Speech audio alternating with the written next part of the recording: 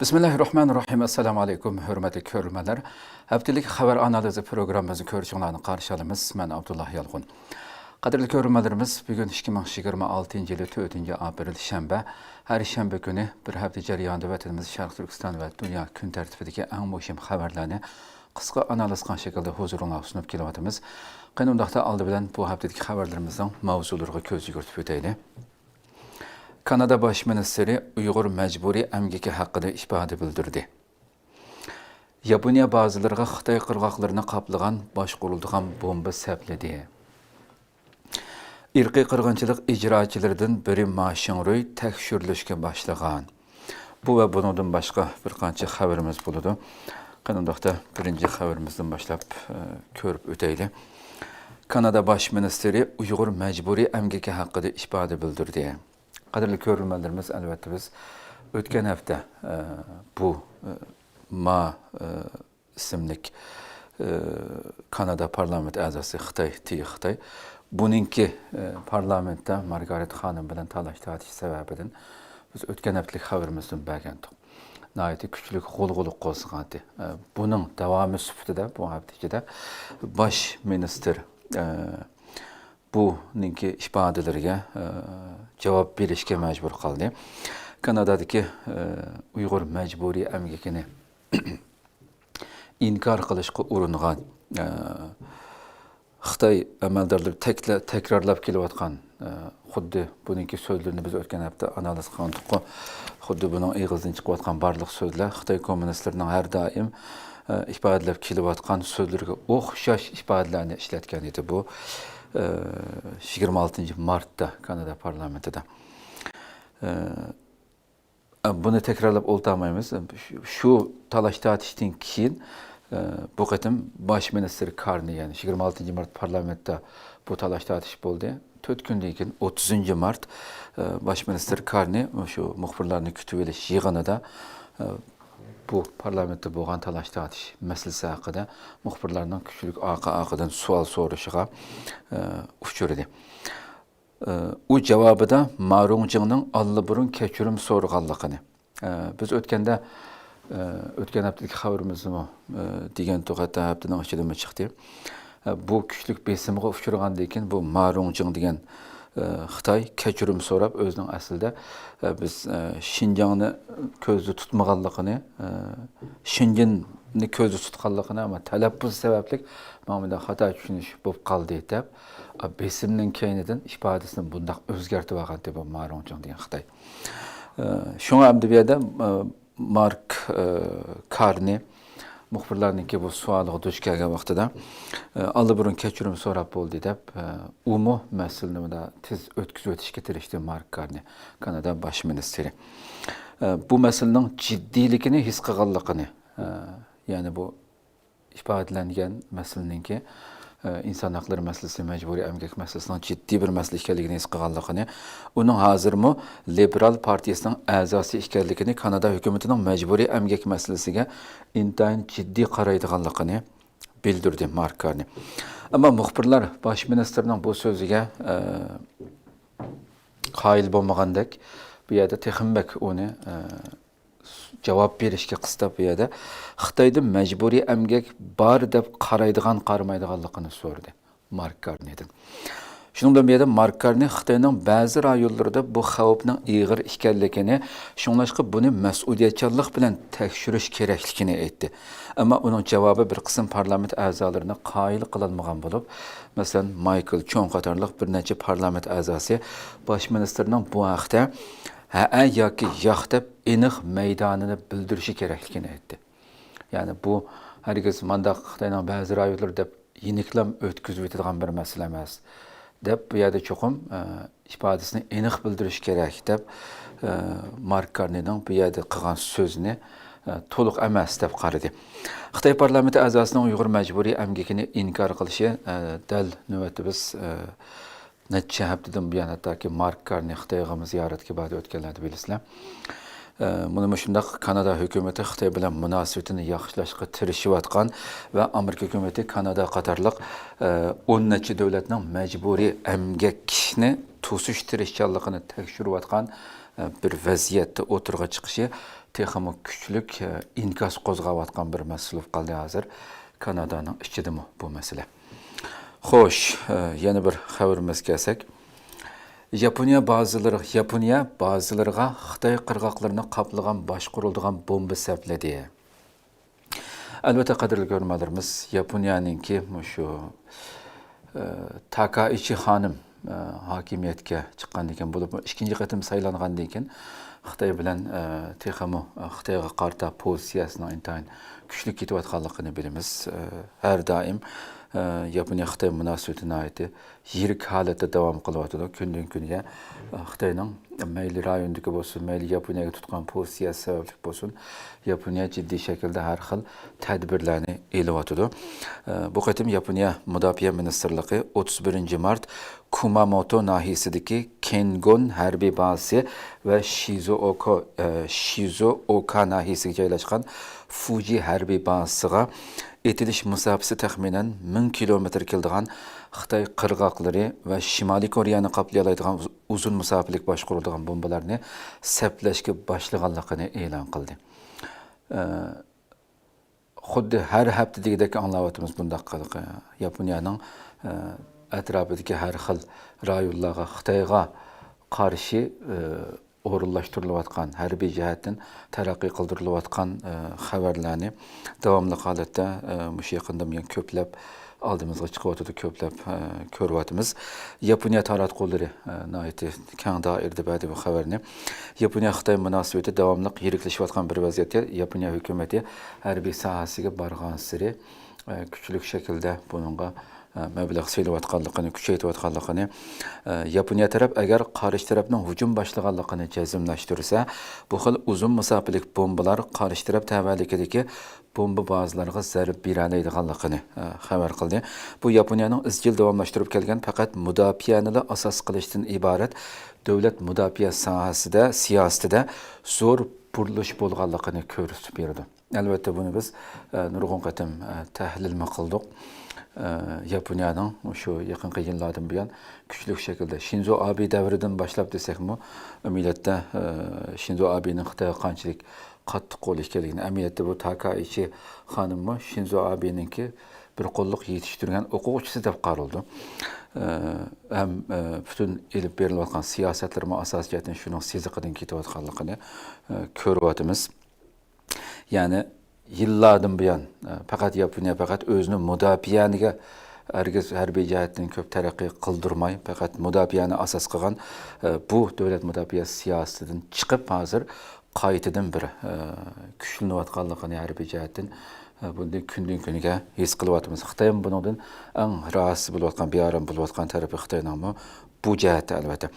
Bu yana Yaponiyaning tunji qatim o'z davlatida ishlangan bombalarni qo'shinlarga saplashi bo'lib, qaytarma zarba berish iqtidoriga ega bo'lish bosqichiga qadam qo'yganligiga vakillik qiladi deb qaralmoqda hozir. Bulardan sirt Yaponiya etilish masofasi taxminan 1600 kilometr keladigan Amerikada ishlangan Tomahawk boshqariladigan bombasini setib olayotgan bo'lib, bu albatta yillardan buyon bosqichli holatda Yaponiya setib olayotgan bir qurol sistemasi. Bular dengiz qo'g'dug'uchi qismlarining agis darajali qo'g'dug'uchi paraxodlarga o'rnatilganligi bildirildi. Biz o'tgan ay 11-mart kuni, ya'ni shu ekrandan huzuringizga sungandik.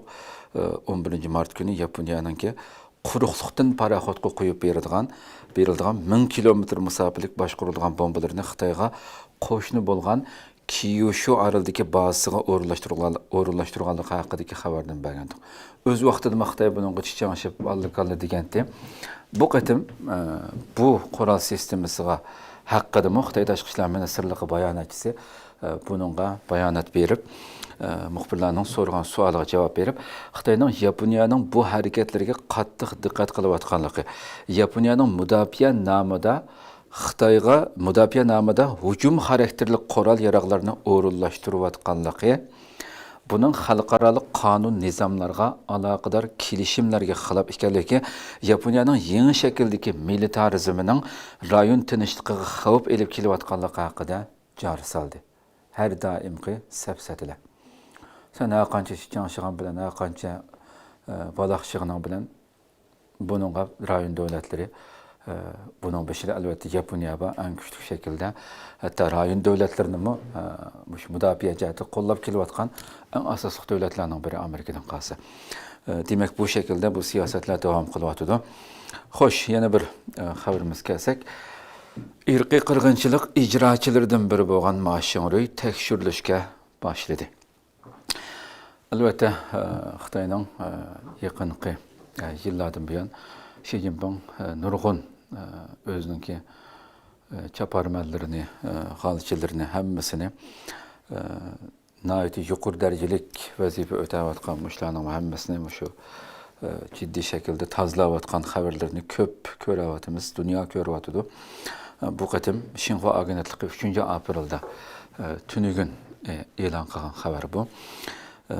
Növbəti Xitay Mərkəzi Siyasi Bürosu əzası Mərkəz Yezi Xizməti Rəhbərlik Qrupusunun muavin başlığı qatarlıq vəzifələrini ötəyətqan şu Ma Xinroyninki nima qalpoq kiygizilgan bununğa intizamga, qonunga ig'ir xiloflik qilish degan sabablar bilan Xitoy Markaziy intizom tekshirish komiteti va Xitoy reviziya komiteti tarafidan intizom va reviziya jihatdan tekshirilayotganligini e'lon qildi. Xitoyning suvani bo'lgan Xinhua agentligi tunigun buni e'lon qildi. Ma Xinroy hammamizga ma'lum bo'lgandek Xitoy 1959 yılı Xitayning Xeylongjiang o'lkasida tug'ilgan. O burun Xitoydagi turli tadqiqot akademik o'rinlarda xizmat qilgandan sirt 2013 yildan boshlab Guangdong o'lkadagi hukumatda o'xshamagan vazifalarni o'tagan. 2021 yilning 12 ayning oxirida Xitoy rejimi Ma Xinroyni Sharq Turkistondagi irqiy qirg'inchilik jinoyatining bosh ijrochisi Qin Guangdongning o'rniga almashtirgan. 2025 yili 7 oyda Ma Xinroyning o'rniga Qin Shaojiang vazifəyə qoyulğan idi. Yani ötken yılı 7 ayda bu mərkəzə elib ketilib almışdırılğan demdi.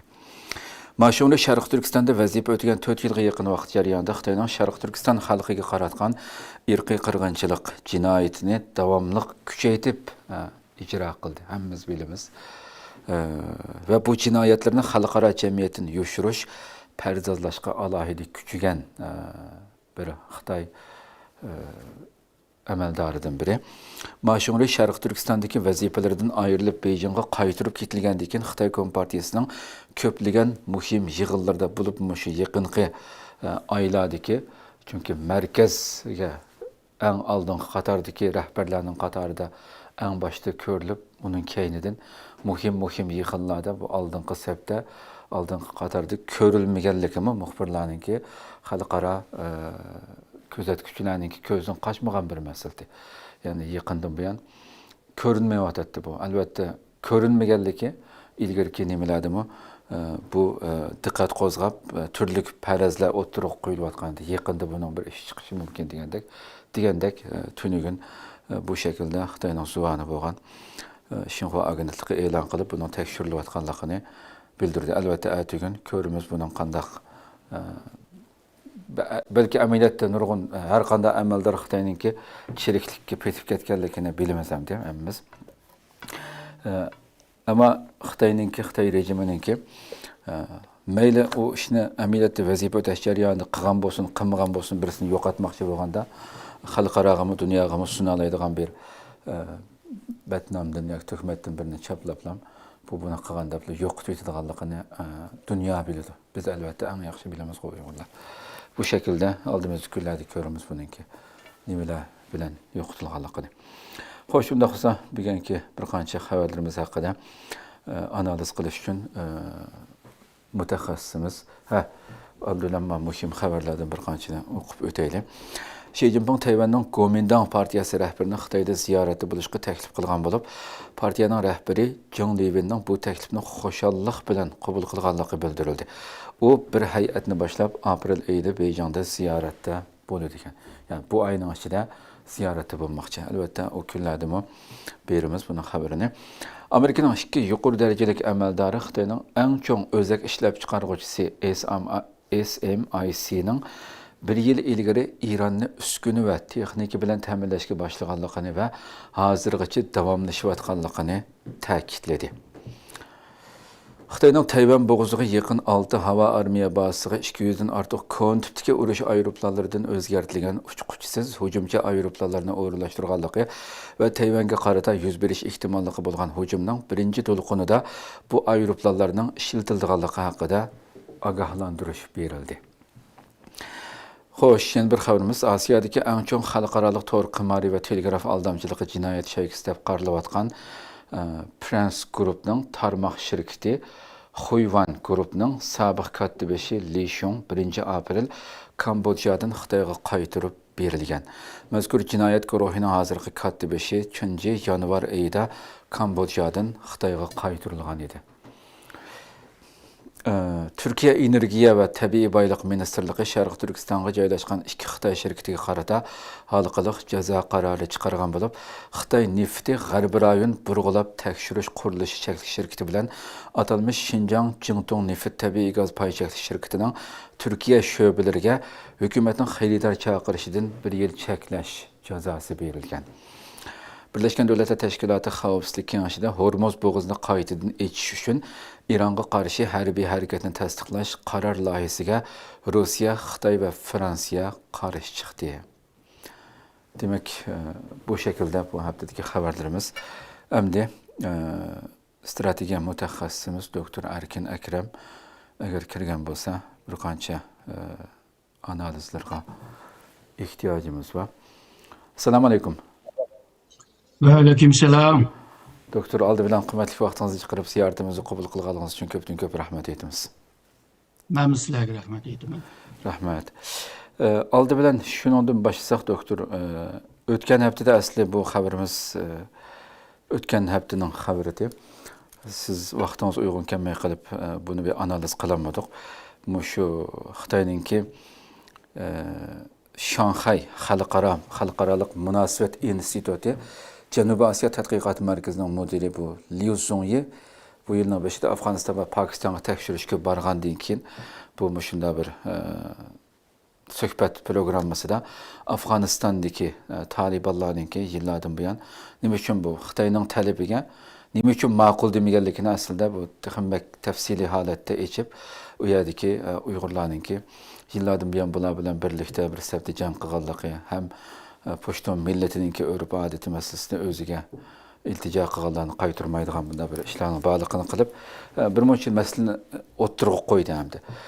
Bu Xitoyninki albatta yani Xitoy rejimi tarafidan yani destek qo'llab kelinayotgan bir tadqiqot organining beshi bo'lish sifati bilan o'ttirib qo'ygan bu masalalarni qanday ko'rdingiz, siz analiz qildingiz? Nimishqa bu vaqtda buni e'lon qilish ehtiyoji his qildi Xitoy? Xo'sh, bu mushu 2021'dan beri Xitoy mushu Afg'oniston hokimiyati, yani Taliban hokimiyati ustida bir nüfuz kurishga tirishgan ve bazı talablarni o'ttirib qo'ygan. Bu talablarning ichida eng muhim birisi mushu Sharq Turkistonliklarni mushu kontrol ostiga ilish va terror faoliyatlarini qilg'izishni to'sash ve shundaqla bazı kişilarni qaytirib berishni talab qilgan. Ama hozirgacha mana 5 yil o'tib ketdi, mushu Taliban hukumati texi Uyg'urlarni qaytirgani yo'q. Fakat Afg'onistonda yashayotgan Uyg'urlarga qarata bazı tadbirlarni aldı. Misalga chegaraga yaqin o'tag'an mushu Uyg'urlarni mushu o'ttir rayonlarga mecburi mushu yerleştirgan bo'ldi. Ondan başka mushu teşkilatningki faoliyatlarini cheklashga tirishdi. Fakat Taliban bir teşkilatni to'samayotdi. Bu bo'lsa mushu Daeshchininki bir qo'li bo'lgan mushu Afg'onistonda hozirgacha mushu yezlarda, tog'larda faoliyat elib berib, ba'zan şehirlarda hujum qilib, ba'zan Xitoy mushu ishchilariga yoki amaldorlarga hujum qilgan bir ahvollar bor. Hamda bu Xitoyninki ko'zda mushu Taliban hokimiyati bizning talablarimizni yeriga kelmayotdi, ya'ni buni ijro qilmayotdi. Shuningga bu Afg'onistonga sog'lom mablag'larni ba'zan to'xtatib, ba'zan boshlab degandek u ishni nima to'liq qilmayotdi. Bumi Afg'oniston hokimiyatini biroz rahatsız qilgan tarafmi bor. Kengayraq deydigan bo'lsak, misolga Pokiston Xitoy munosabati yaqin. Ammo Pokiston bu Afg'onistonga hujum qilgan taqdirda Xitoy Afg'onistonga yon bosdi deb ko'rdi bu Afg'oniston hukumati. Va shundaqla bu Xitoy qo'l soldigan bo'lsa yoki aralashtirgan bo'lsa, bu jangni to'xtata oladi. Ammo Xitoy buni qilmayotdi. Degandek tushunchalar bor. Bunda bir qiyin bir ahvolda Xitoy tarafdagi mutaxassislar bu Taliban hukumati bizga yardım qilmayotdi. Tabii onun degan bir gapi to'g'ri, ya'ni Talibanning e'tiqodiga qaragan chog'da musulmon xalqini qo'g'dash ularningki bir vazifasi. Shuningga Uyg'urlarni Xitoyga topshirish bularning qila oladigan ish emas endi. Bu ideya bilan munosabatlik. Qolgan bo'lsa, abaqiman degan sabablardan Taliban hukumati Xitoyga biroz noroziligi bor. Xitoy hozirgi siz so'rgan savolda hozir nima uchun endi buni davatidi deganda endi yillar o'tib ketbardi. Bu ish hal bo'lmayotdi. Shuningga buning sababi mushudir deb e'lon qilishga majbur qolgan bo'lsa kerak deb o'ylayman. Xo'sh. Xo'sh, rahmat, ko'p rahmat. Endi shu tunugin Xinhua agentligi Mashin Ro'yninki shu intizomga ig'ir xiloflik qilish bilan tekshirilayotganligi haqida bir xabar e'lon qildi endi. 4 yilga yaqin vatanimizda shu irqiy qirg'inchilik ijro qilgan jallodlarning biri endi bu markazga olib ketilgan edi endi. Bu haqdagi fikringizni Xitoyning buni e'lon qilishiga. Endi bu Xitoy siyosiy qarorlarni yerlardan ilayotg'achqa arka ko'rinishini bek bilish biroz qiyin endi. Xo'sh. Buningda misolga bultu 7 oylardan itibaren Mashin Ro'yinning boshqa bir vazifasi bor deb chaqirgan. Uningdan keyin ba'zi yig'inlarga qatnashdi. Ammo yil kirgandan beri ba'zi misolga bu politbüro a'zosi bu xil yig'inlarga qatnashmaganligini ko'rdi bu tadqiqotchilar. Undan keyin asta-asta buningki shu xil shu ba'zi yig'inlarda buningki ismi yo'q. Xo'sh. Shuning buningga bir jazo berilgan o'xshaydi degan bir ko'z qarashmi bor. Ko'parak odamlar shu Xi Jinping'ninki ayoli bilan bunda bir yaqin bo'lganligini, ular hammasi shandonliq bo'lg'achqa, hammasi bir jutliq bo'lg'achqa buni tiz bilan o'stagan. Demakki bu Xi Jinping ayoli arasındami bir chatoq bor deydi. Buni pek bilamaymiz endi bunda bir ahvol borligini. Hozir endi shu tuni kunlarda bunu e'lon qildi. Tushundikki bu markaziy yezlik ishlarininki komitesininki muavin boshlig'iga. Burun shu nima shunaqa Chingchangguoni shunaqa markazga ilib, shu vazifaga tayin qilib, keyin 20-qurultayda undan keyin pensiya chiqarib o'tgan. Buni shu Chingchangguoning yeriga qo'yganligini tunigun o'rgangan bo'ldi. Onundan keyin buni surushtirish va tekshirish degan bir ikki so'zni ishlatgan. Demakki, endi bu Chingchangguoning ishi Mashin Ro'yinning ishi biroz qiyin o'xshaydi. Endi buni yo'lsizlik qildi yoki chet elga istikborot berdi yoki ayol kishilar bilan munosabati bor degandek doim ayıplaydigan bundaq gapni qilg'ini yo'q. Mening tushuncham balki shu siyosiy bilan munosabati bor deb o'ylayman.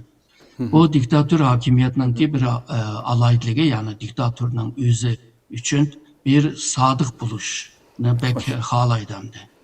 Agar qo'l ostidagi odamlar, yetishtirgan odamlar, o'stagan odamlar agarda shu sadoqat masalasida biroz acizliğini ko'rsatgan bo'lsa yoki tövanda ba'zi g'aybatlarni qilgan bo'lsa, Xi Jinping bununla biraz narazı buluş gerek deb o'ylayman. Yani bu yolsuzlukta, çiriklikten ziyade şu siyasi bir mesele deb o'ylayman. Yani ücret turishni xato bir ücretde turib qolgan bir ahvolga o'xshayotidi. Xo'sh. Xo'sh. Hamda tunugim shu chiqqandan keyin nurg'unlagan albatta axborotlarda ko'plab xabari chiqdi buning hamda. Siz hamda sizcha Xitoyning hamda har qanday bo'libmi Sharq Turkistonga avatgan har qanday amaldorlarni naiti qatma-qat balki markazdan bevosita o o'zi avatgan amaldorga ishonmay yenda ayrim ma'lumot yetkazadigan markazga chap quloqlar bo'lishi mumkin hamda.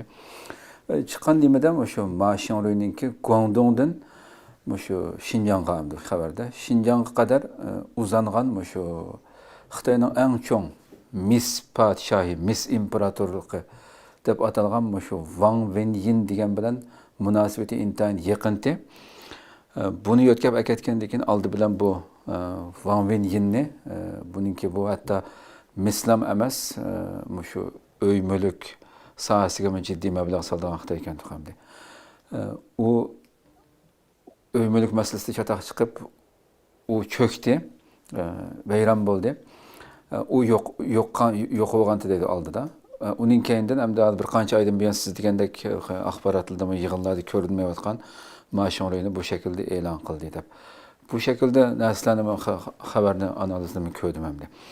Hamda sizcha shu Xitoyninki shuna amaldorlarniki Sharq Turkistondagi bizning vatanimizdan chiqayotgan hisobsiz boyliqlarni markazning xabarsizmi o'zining masalan Guangdongda vazifa o'tayotgan vaqtida shunday ish odamlari bunda tijoratchilarni yeniga tortib akab Sharq Turkistondagi boyliqlarni xohlagancha berib Shiraning ostidan o'zimi millionlagan pulni undirib olish imkoniyati bormi Sharq Turkistonda Xitoy amaldorlarining? Var. Yani bu ihtimal pek yukarı. Yani bizim görüyoruz şu her ayda bir şu Şarkı Türkistan'da Xitoy amaldorlarni yolsuzlukla ayıplayotdi, tekshirayotdi. Yani bu Şarkı Türkistan'a avatgan amaldorlar hammasi pokiz bo'lishi lazım. Ama birbirisinden yolsuzluk ve çirikliklerini qilayotganini ko'ryapmiz. Yani Şarkı Türkistan'ı güllendiriş, canlandırış için 19 ülke ve şehir Şarkı Türkistan'a yardım kılıvadıdı. Yani maddi cetten, teknoloji cetten, mağarip cetten degandek her sahada kılıvadıdı. Bununla bununçilik bir kızıkış ve bununla sağlam meblağlarını bazı amaldorlar bir kısmına yancı bu selüliş. Bunda akıl pek köp görünüyordu. Çünkü bayağı ben degandek her ayda bir iki amaldor yulunup çıkırıyordu. Demek ki bu Şarkı Türkistan'da bu yolsuzluk, çiriklik pek ağır bir vaziyette. O amaldorlarınki en çoğu hem de şu maaşındaki adamlar. Bazı bu en çoğu başlıklar özü bu pullarını almagan bile bu kol astidagilar ilib onunki ülüşüne, onunki hissesini bir tarafga qayirib qo'ydi. Misalga chet eldagi banka hisobiga pul yotirish, chet eldagi urug' tuqqanlari bo'lsa, ularga pul yo'llash degandek, yoki oltinga aylantirib yenida saqlash degandek cho'ng boshliqlar o yo'lsizlik qilmagan bo'lsa-mu, qo'l ostidagilar onun için qipirdi. Hem de bu meseleni hal qilgan chog'da shu qo'l ostidagini başta joylab berish, ya'ni put qo'lini chaqnab bo'lgan bu aciz qoladi, aciz qolganda undan keyin bevosita yuliblar chiqib buni jazolaydi-da. Bu Xitoyninki tarixinde, siyasi şu medeniyetinde pek jiq ko'ringan ahvollar. Ming sulalasi bo'lsin, Manchurlarninki devletinde olsun bundan yolsuzlar. Bu mindan vaqtidagi mana shunday yolsuzlar pek jiq deb bo'ladi. Shuningga bu Ma Xiaoluningki hozirgacha bu yolsuzlik bilan ayblanmagan bo'lsa-mu, buningda biraz yuqib qolgan ahvol bor deb o'ylayman. Faqat bütün Xitoy amaldorlarda hammasida shunday bir nimasi bor deb.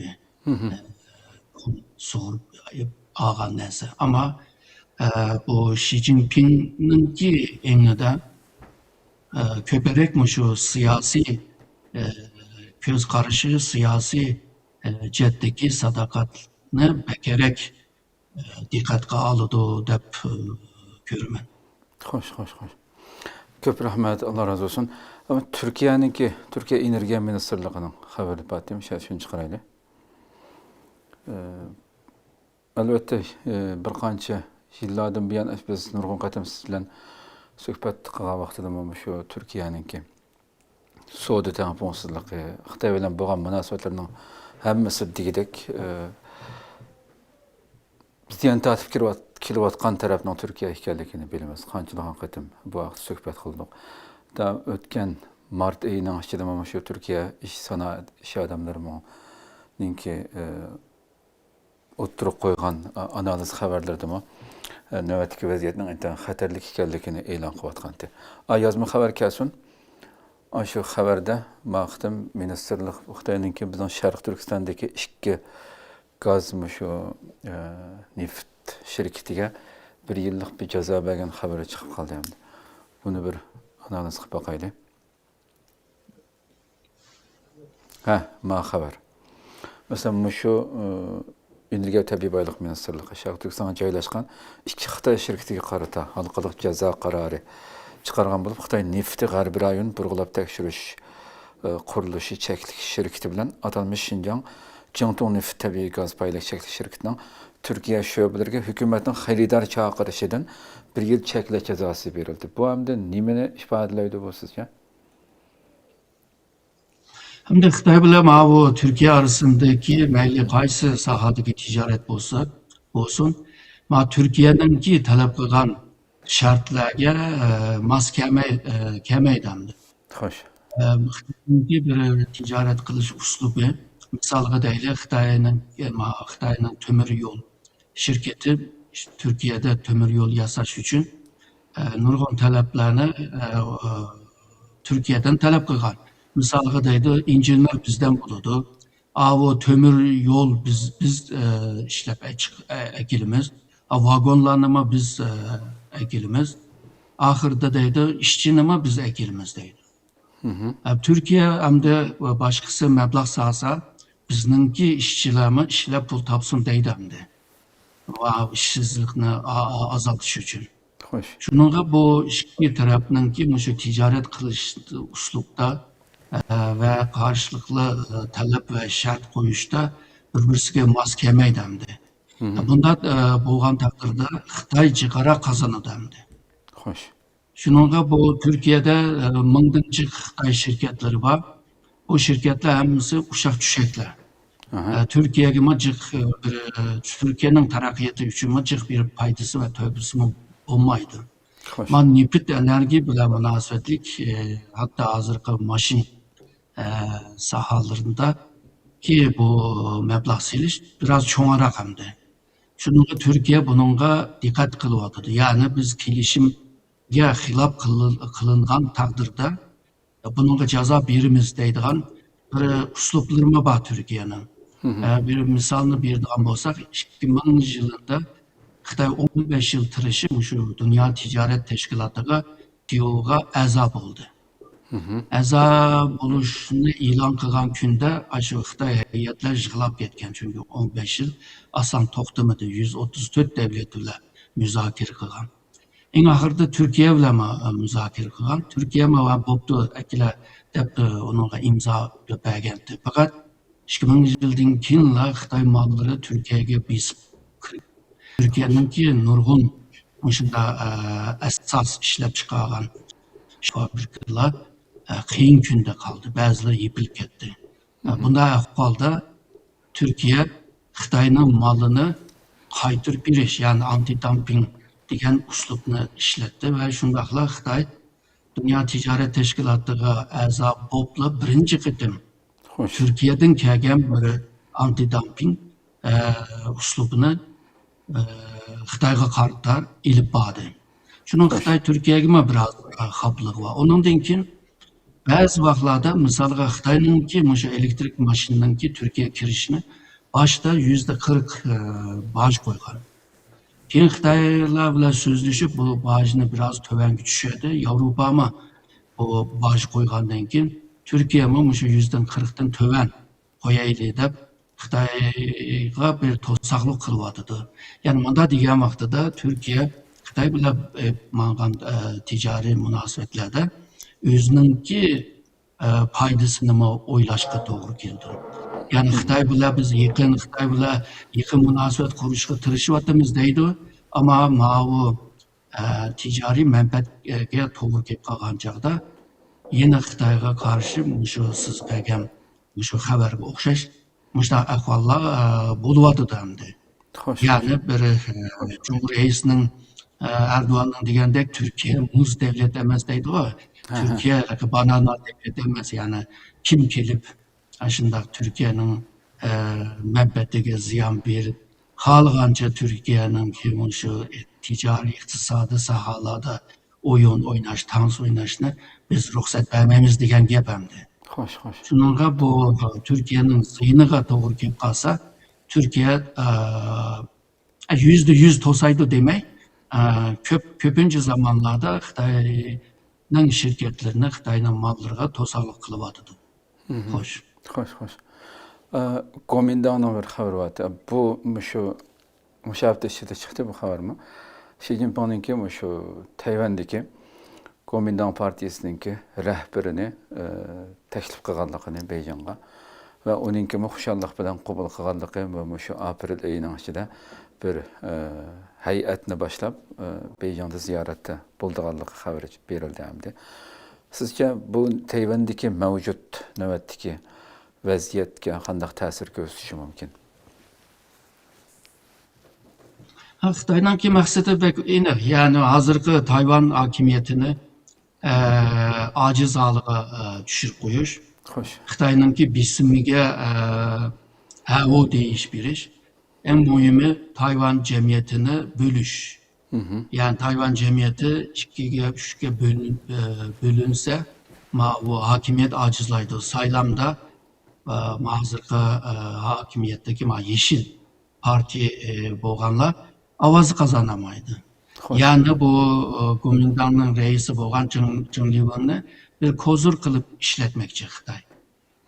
Bu Kuomintancılama Tayvan'da bağan seri aciz bu pit vardı. Avaz ilişte töven bu pit vardı. Yani alamayvadıdı, hakimiyet bir şekilde mevadıdı. Şununla Xitayga tayinip durup bir güç kazanımen deydiğim niyet mi babılada. Fakat bu bir mesele var. Tayvan'da kurulgan bir parti Tayvan'ın çıgrağı içinde Tayvan halkı bile Tayvan'ın siyasi üslup ve kaydı bile iş kılış lazım. Eğer de bu Zheng Liwen ve Kuomintang azaları Xitay bile pek yakınlaşıp ketken vakti men degen avazını tekim alamaydıgan bolup kaladı. Ama bu Kuomintangçılarının içinde bununla karşı çıkanlama var. Mın Xitayga yalakçılık kısak mı? Xitay'nın ki Tayvan'a ilip bir vatkan bu bisimle hem siyasi, diplomasi, harbiy cetteki bisimle toxtumaydı deydi. Bence maşında buludu. Çünkü Xitay'nın ki məqsədi Tayvan'a iliş. Yani Xitay'nın gözü de meyli Kuomintang, meyli Minjing'dan bunlar Xitay hakimiyeti için mühim nesle emesemdi. Mühim unsurlar emes. Bularını parçalap, bularını yoktuş, bularını acizlaştırış ve halkının gözü de bu partiyle, hakimiyetle hemmisi şundak işe yarmaydıgan Xitayga birisi Xitayga biqinisi, birisi Xitayga karşı çıkıdığan şunda kaylamqan bir siyasetini ilip bağan guruhlar deb köstüp Tayvanlıklarının ki partiye ya ki şu partilerge ve hakimiyetge boğan işençiliğini acizlaştırmış. Neticede ahir kelgen çağda Tayvan'la iliş doğru kelgen çağda Tayvan'la teyya kılış, yani Tayvan'la aciz kıp durup kolga düşürmekçi. Şununla Zheng Liwen'dek bu başta Minjing'de, yani Tayvancıların partisinde azab olup Ondan keyin u yerda qo'g'landi qilgandan keyin men o'zim chiqib ketdim deydi. Hamda Kuomintanglarga kirib, ondan keyin vaqirab, jaqirab qilishi taqlarning bu ishonchligimi biz ojizlashtirish, zedilantirish degan bir ahvolni yaratib qoladi deb o'ylayman. O'z vaqtida Cumhur reisi Ma Ying-jeou Xi Jinping bilan ko'rishib bo'lgandan keyin Kuomintang'ningki shu ovozi aziyib ketgan yani. Xo'sh. Shuningga bu Cheng Liweningki berib kelishi bilanmi mencha Kuomintang bekchi qazinib ketmaydi deb o'ylayman. Aksincha Xitoyningki o'yinini bir kozurga aylanishga tayyor bo'lyapti deb o'ylayman. Xo'sh. Hem diginingizde hakikaten doktor yani Tayvan'ın içinde hem de hakançı milleti bir olsun hem de.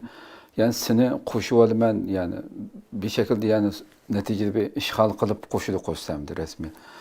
Katı küçülen koşu aldığındaki yumuşak küçülen aldı da iki örnek var Hong Kong ve Aumin var tenişlik falan koşuldu da kıgan dikin ulanın kögen günü dünyaya malum hem de. Muşunda bir yerde hem de hakimiyetteki partiye normalde hakançı demokrat bolsunmu yani Xitoydagi bir yerga xohlagan bir muhalefet partiyasininki u yerga berib o'zining dushmani bilan ko'rishishiga hech qanday gap qilmay yo'l qo'yishi sizga bek ortiq masala emasmi bu? Şimdi Tayvan bir demokratiya bir devlet. Demokratiya bo'lgandan keyin qonunga binoan harakat qiladi hamda ishni ashuna qarab qiladi. Ama qonunda bu Xitoyga berish ma'ni qilingan degan bir modda bo'lmag'achqa ki burunqi asos qonunlarda ve Xitoy bilan bo'lgan munosabat qonunlarida bunda moddalar bor, ma'ni qiladi. Ama 1990'dan keyin bu asosda ba'zi moddalar aldırılıverdi hamda. Şununla bu Tayvan'ınki ticaretçileri bo'lsin, normal puhra bo'lsin, hatta hükümetninki ba'zi adamlar bo'lsin, Xitoyga devamlı berib kelyapti. Mecliste bundaq bir ma'ni qilish bir moddani asos qonunga yoki munosabatli qonunga kirgizayli desa, hozir mecliste bundaq bir qarorni chiqarishmi qiyin. Çünkü mecliste 3'te 2 ovoz bilan undan keyin qonun chiqarili bo'ldi hamda. Hozir bu mecliste 3 partiya egallayapti hamda. Birini yeşil desek, birisini köp desek, birisi ak hamda. Bularga ovozni paylaşganışqa ulush qilgandan keyin bu 3'te 2'ni ilishmi qiyin. Shunga bu qonunga men xilof qilmadim diyelaydi bu Cheng Liwen. İkincisi bu Tayvan'ınki iyilik hukukuga ziyan berdigan, Tayvan'ınki şu inovativ obraziga ziyan berdigan gap söz ve ishlar bo'lsa, onun qonuni bor edi. Xo'sh. Shunga Cheng Liwen Xitoyga berib Tayvan bir devlet emas diyemeydi bu gapni. Dese hamda qaytib kelgandiki uni qonun bilan jazolay oladi. Shunga bu Tayvan'ınki şu demokratiya bo'lishi va qonunga moslashtirib ish qilishga bu Cheng Liwenni to'siyamaydi hamda hozirgi paytda. O'z vaqtida Ma Ying-jeou Cumhur reis bo'lib turib, nimaga Xi Jinping bilan berib ko'rishgan hamda. Xo'sh. Ko'pdan ko'p rahmat doktor. Bugungi ziyorat. Men rahmat aytaman. Alloh razı olsun. Xo'sh, qadrli ko'ruvchilarimiz, shuna qilib bu haftaki xabarlarimiz mushada oxirlashdi. Oldimizgi hafta ko'rishguncha omon bo'linglar. Assalomu alaykum va rahmatullohi taala va barakatuh.